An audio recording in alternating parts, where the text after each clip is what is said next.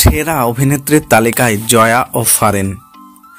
পশ্চিমবঙ্গের সেরা অভিনেত্রীর তালিকায় নাম লেখা হলো অভিনেত্রী জয়া আহসান ও তাসনিয়া ফারিনের।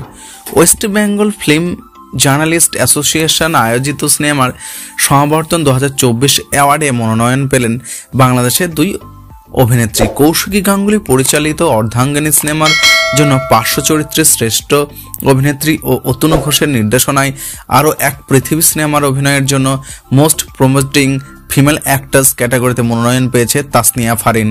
জয়ার সঙ্গে মনোনয়ন তালিকায় রয়েছেন পালন চলচ্চিত্রের জন অভিনেত্রী মমতা শঙ্কর, দিলসুখ চলচ্চিত্রের অভিনয়ের জন্য অনন্যা সেন ও আরও এক পৃথিবী সিনেমার জন্য অনিন্দিতা বোস।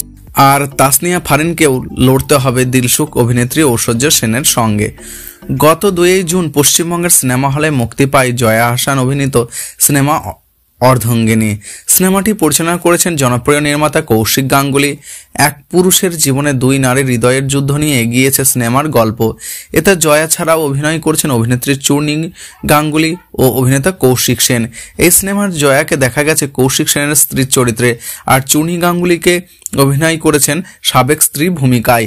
এদিকে অতনু ঘোষের নির্দেশনায় আরও এক পৃথিবী সিনেমার মাধ্যমে প্রথমবার পশ্চিমবঙ্গের সিনেমায় অভিনয় করেছেন ফারিন। এতে প্রতীক্ষা নামে এক তরুণীর চরিত্রে